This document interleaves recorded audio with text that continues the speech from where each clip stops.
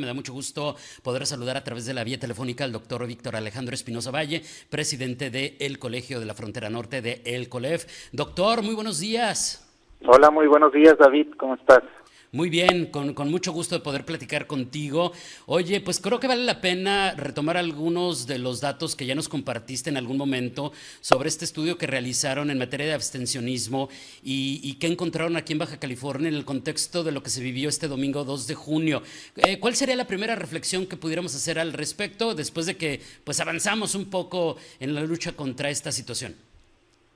Sí, bueno, como bien lo dices, avanzamos 10 puntos porcentuales en la participación, o si se quiere, pues 10 puntos menos de abstencionismo, lo cual pues es una buena noticia.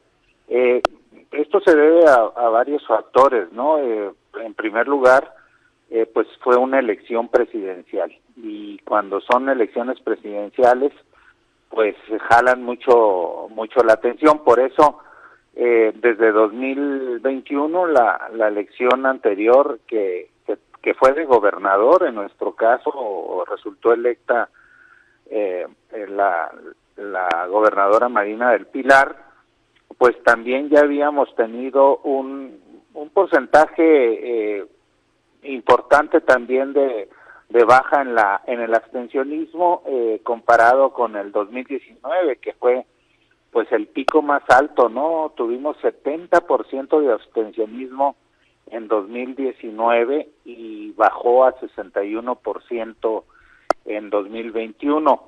Hay que decir que en 2021 fue la primera ocasión en que hubo concurrencia electoral, ¿no? Es decir, se empataron las elecciones federales con las estatales, y en esta ocasión pues ya fue la segunda elección con estas características, y en ambos casos pues aumenta la participación, ¿no?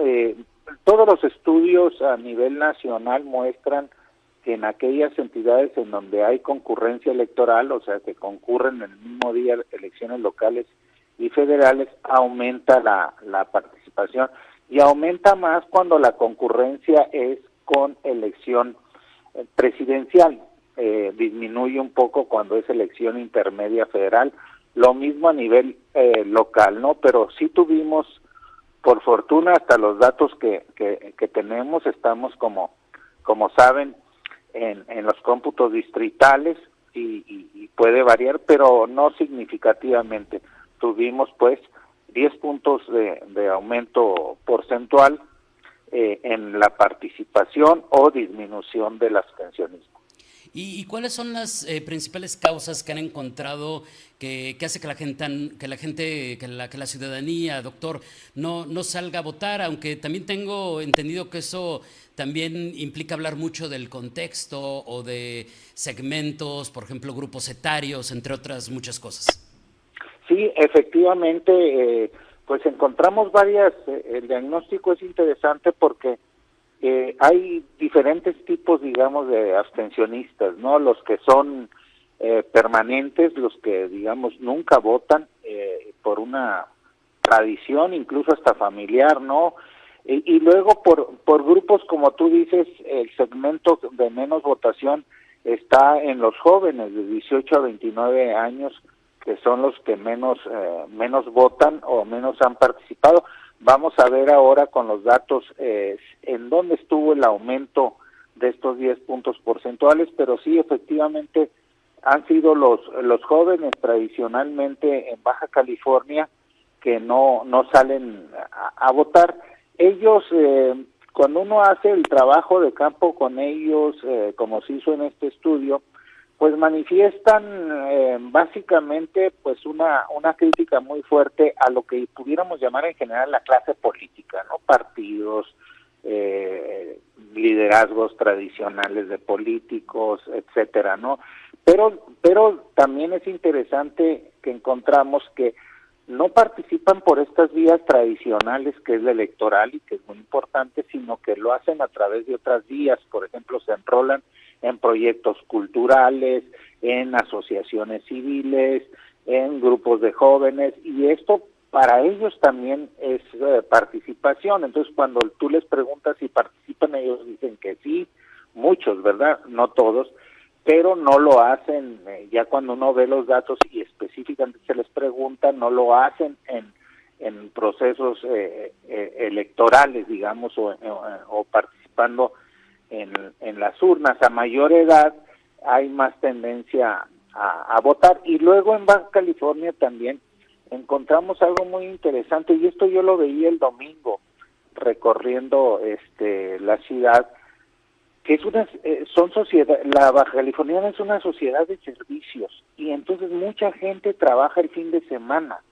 los domingos. Entonces, por eso, a partir de este informe, los institutos se dieron a la tarea de platicar también con los patrones, porque muchos patrones no les dan oportunidad del domingo, si están trabajando, salir a votar. Esto yo lo veía, por ejemplo, en un comercio, les preguntaba y solo una persona iba a poder salir. Entonces, esto también tiene que ir cambiando, los patrones tienen que entender que es un derecho constitucional votar y darles oportunidad a este segmento que te digo. La nuestra es una sociedad muy terciaria de servicios, ¿no? Comercios o muchos están trabajando en los tianguis, etcétera, y no tienen la oportunidad de salir a votar. Esto también se tiene que atender, por ejemplo, ¿no? Sí, no, y además la parte de, como tú bien planteas, doctor, el asunto de que es un derecho que no me puedes coartar, tiene que organizarse y aprender la iniciativa privada a organizarse para que todos podamos tener la oportunidad de ir a votar. Ahora, cuando hablamos de una región como la nuestra, ¿qué tan real es que por la población flotante, por el fenómeno migrante, también se den estos números en materia de participación versus abstencionismo, doctor? Sí, también es un factor que influye, incluso ligado a otras variables. Por ejemplo, se pensaba que por ser una población migrante, básicamente, o una composición de la población alta en el indicador de migración, no había mucha identificación con la entidad o con el municipio, y entonces pues por eso no votaban. Pero por fortuna esto no resultó así, pero sí tiene que ver mucho con la movilidad, ¿no?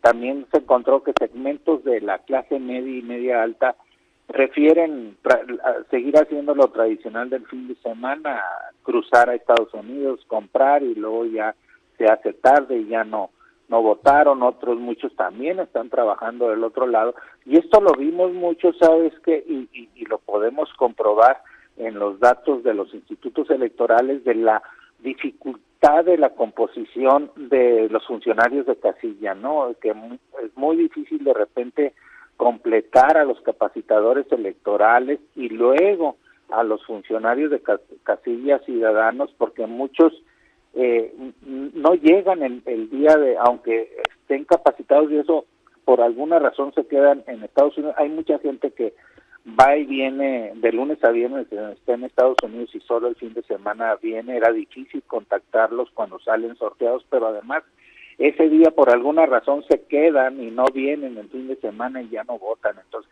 y esto, ¿sabes en dónde lo vimos, David? En las aglomeraciones, en los consulados. Por primera vez vimos que se podía votar en 20 consulados de Estados Unidos, 23 a nivel en Europa y en Canadá, además. Pero en San Diego fue muy típico, ¿no? Había incluso protestas, las aglomeraciones. ¿Por qué? Porque mucha gente pensó y lo utilizó como casilla especial, ¿no?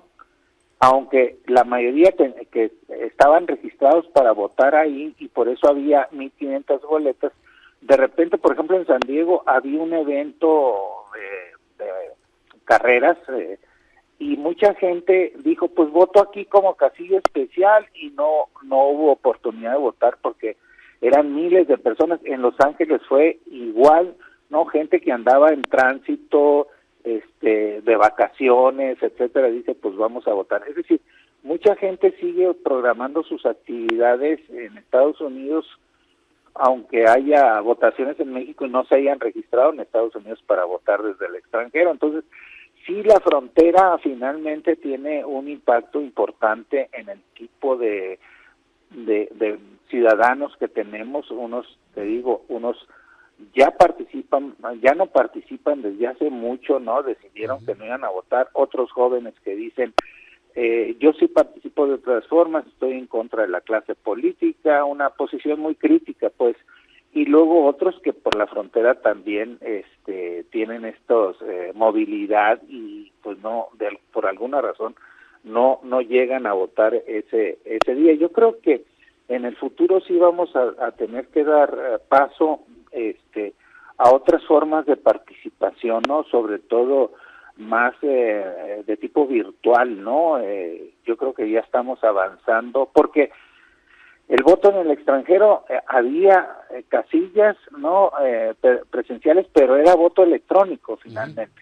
O sea, tú llegabas y votabas electrónicamente. Entonces yo creo que ya tenemos que avanzar a centros de votación, es mi punto de vista, como en otros países, ¿no? Que en una escuela se monta un gran operativo y la gente poco a poco va descubriendo que hay centros de votación, va informándose y ahí se traslada, y no tener que instalar miles de casillas, ¿no? Porque estamos acostumbrados a que nos pongan una casilla a 10 pasos de nuestra casa, ¿no?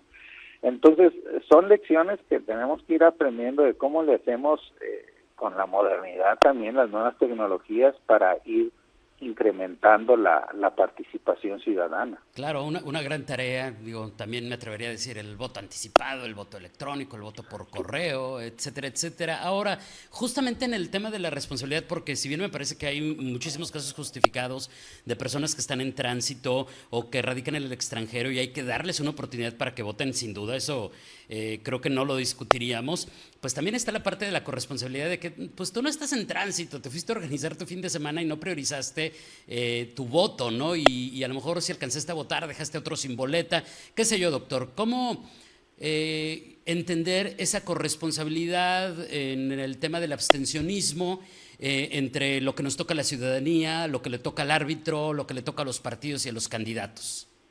Sí, pues todos asumir esa corresponsabilidad, como bien dices, ¿no? Los ciudadanos tenemos que priorizar y organizar nuestra agenda de acuerdo a ese día tan importante, valorarlo como un día fundamental, importante. Sí, el caso de San Diego es así, ¿no? Yo platiqué con alguna gente que pues había ido a la carrera y dijo, pues de aquí, aunque eso limita mucho la votación, porque no puedes votar por autoridades municipales estando en una casilla especial, etcétera, se limita, pero la gente todavía no le cae el 20, como decimos, ¿no? De la importancia. Los institutos tienen que trabajar, pues aquí queda una gran encomienda. Por ejemplo, el voto en el extranjero, son muy pocas entidades que tienen comisiones permanentes de promoción del voto: Jalisco, Guanajuato, Ciudad de México, y otros que solo activan alguna comisión temporal cuando hay un proceso electoral. Por ejemplo, en la elección de 2021 para gobernador en Nayarit, veíamos que solo se le asignaron para todo el proceso a la comisión 100,000 pesos para promocionar el voto y todo lo que implicaba, lo cual es pues es insignificante, ¿no? O sea, tener la claridad de que esto se tiene que estar trabajando permanentemente y no solamente cuando hay actividad electoral. Lo mismo para los procesos internos, ¿no? Yo creo que se tiene que trabajar permanentemente, sobre todo en todo el área de educación cívica, que es un problema. Las escuelas tienen que entender que la educación cívica, el civismo, es muy importante, ¿no? Por ejemplo, uno preguntaba a los jóvenes si en su escuela hay simulacros de participación o participan cuando nombran a mesas, a representantes de estudiantes y esto, y muchas veces no los toman en cuenta, ¿no? Para elegir a sus representantes en los comités, etcétera. Entonces, sí debe de haber de todos lados una corresponsabilidad fuerte para promocionar y para cambiar las actitudes de abstencionismo, ¿no? Porque finalmente Pues una persona es un voto, con un voto de diferencia alguien puede ganar. Hemos tenido autoridades en Baja California, por ejemplo en 2019 fue 70% el abstencionismo, y luego encontramos, David, que hay secciones que tienen hasta el 90% de abstencionismo, o sea, que prácticamente no vota la gente ahí, y llegan autoridades que pueden ser municipales, al Congreso local, federal, senadurías, presidencia, que llegan con legitimidad de 2% o 3% que los eligió, porque el voto se reparte. Entonces, y luego